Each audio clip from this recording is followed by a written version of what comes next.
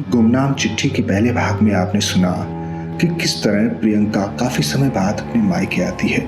मायके में वो अपने माँ बाप और तमाम लोगों से मिलकर काफी खुश है। वो एक दिन अपने घर के आंगन में बैठकर फल खा ही रही होती है कि अचानक उसे एक गुमनाम चिट्ठी मिलती है। चिट्ठी के अंदर एक खत और 10 लाख रुपए का चेक होता है। उस चिट्ठी को पढ़कर प्रियंका अचानक अतीत में खो जाती है। आइए अब सुने आगे कहानी में क्या होगा। बात करीब 5 साल पहले की थी। प्रियंका के घर पर उसकी शादी की तैयारियां हो रही थी, क्योंकि 10 दिन बाद ही उसकी शादी जो होनी थी। प्रियंका भी अपनी शादी को लेकर तमाम सपनों में खोई हुई थी। इन्हीं सपनों को देखते देखते उसे कब नींद आ गई मानो उसे पता ही न चला। सुबह वो उठी तो घर में एक हंगामा सा बरपा था। उसके पिता बहुत परेशान लग रहे थे, और ऐसा होता भी क्यों ना। उसके घर में इतनी बड़ी चोरी जो हो गई थी। उसकी शादी के लिए इकट्ठा किया गया तमाम सामान चोरी हो गया था। महंगे जेवरात, रुपये, पैसे चोर सब ले गया था। प्रियंका को जब ये बात पता चली तो उसे भी एक धक्का सा लगा। खैर, होनी को कौन टाल सकता था। धीरे धीरे ये बात प्रियंका के ससुराल वालों को पता चली, पर इतना पढ़ा लिखा और आधुनिक समाज से होने के बावजूद भी प्रियंका के ससुराल वाले दहेज की जिद पर अड़ गए। शादी को अब 4 ही दिन बचे थे, और इधर प्रियंका के ससुराल वालों ने उसके पिता को साफ साफ अल्टीमेटम दे दिया था कि अगर शादी में रुपया, पैसा और जेवरात का इंतजाम नहीं हो पाएगा तो वो शादी नहीं करेंगे। प्रियंका और प्रियंका के पिता बहुत ज्यादा परेशान थे। प्रियंका यूं ही सोच में डूबी थी कि अचानक उसके दरवाजे की रिंग बेल बजी। प्रियंका ने जब दरवाजा खोलकर जाकर देखा तो वहां उसे कोई नजर नहीं आया। वो लौटने ही वाली थी कि उसने देखा कि दरवाजे के बगल में एक पोटली रखी है। प्रियंका ने इधर उधर देखा पर उसे कोई नजर नहीं आया। पोटली में ऊपर ही एक चिट्ठी थी। प्रियंका ने वो चिट्ठी उठा ली। चिट्ठी में लिखा था, दीदी प्रणाम, मैं आपका अभागा भाई। आप शायद मुझे नहीं जानती, पर मैं आपको और आपके पूरे परिवार को काफी दिनों से जानता हूँ।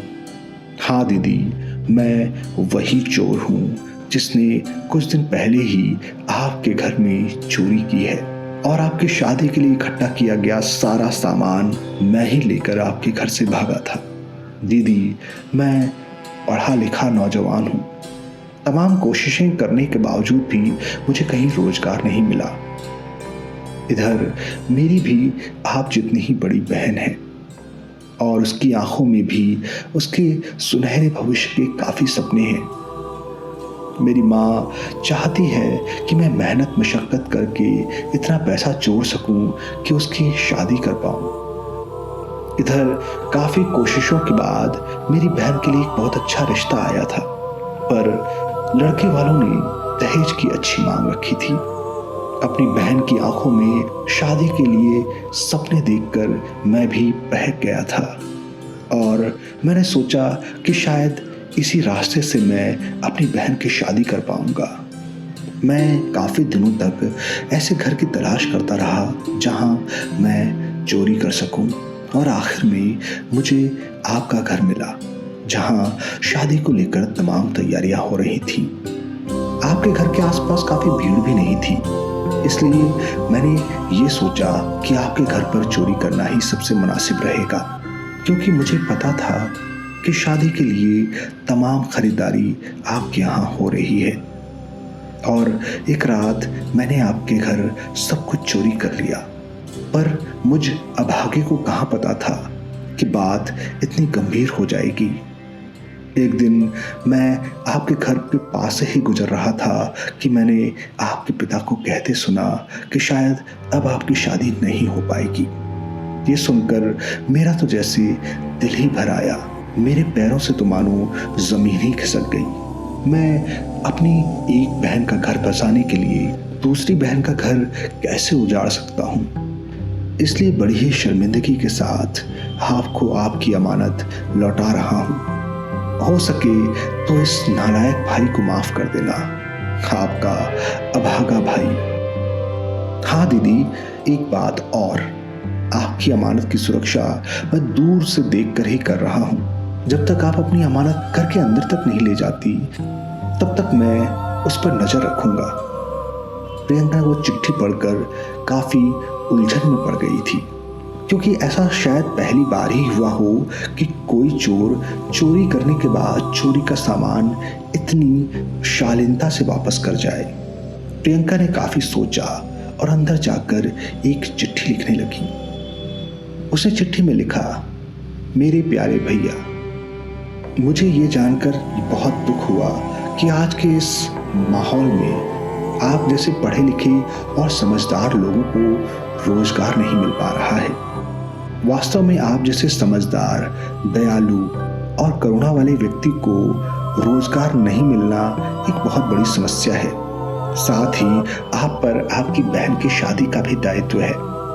ऐसे में मेरी ये हार्दिक इच्छा है कि आप इन जेवरात और रुपये पैसे का इस्तेमाल अपनी और अपनी बहन के लिए करें। और हाँ, जब आप इस काबिल हो जाएं कि मुझे अपनी मेहनत से कमाकर इस अमानत को वापस कर सकें, तब मैं खुशी खुशी आपसे ये सारी रकम वापस ले लूँगी। और रही बात मेरी शादी की टूटने की, तो मेरे भैया, जहाँ पर स्त्री के गुणों को न गिनकर उसके पिता से मिलने वाले दहेज की गिनती की जाए, ऐसे घर में मैं जाकर कहाँ खुश रह पाऊंगी। सो मैंने ये पहले से ही निर्णय ले लिया था कि मैं अब उस घर में शादी नहीं करूंगी। तुम्हारी बहन। इतना लिखकर प्रियंका वो चिट्ठी वापस उस पोटली में रखकर चली आई और उसने दरवाजा बंद कर लिया। काफी देर बाद जब प्रियंका ने जाकर दरवाजा खोला तो वहां वो पोटली नहीं थी। प्रियंका मन ही मन काफी खुश थी, क्योंकि उसकी शादी तो टूट गई थी, पर उसको एक भाई जो मिल गया था जिसकी उसे कब से तलाश थी। और आखिर इतने समय बाद उसे फिर से वो गुमनाम चिट्ठी मिली जिसका वो कितने दिनों से इंतजार कर रही थी। वो आज बहुत खुश थी। उसने वापस एक चिट्ठी लिखी जिसमें उसने लिखा, मेरे प्यारे भैया, मैं आज बहुत खुश हूँ। हो सके तो मुझसे आकर कभी मिलना, मैं आपका इंतजार करूँगी। ये लिखकर प्रियंका वापस वो चिट्ठी दरवाजे पर छोड़ आई और दरवाजा बंद कर लिया। कुछ समय बाद जब उसने दरवाजा खोला तो वहां पर वो चिट्ठी नहीं थी, बल्कि उसका गुमनाम भाई खड़ा था। वो अनजान भाई बहन एक दूसरे से मिलकर बहुत खुश थे और उनकी आंखों के बहते आंसू इस बात की गवाह थे। तो ये थी मेरी कहानी गुमनाम चिट्ठी।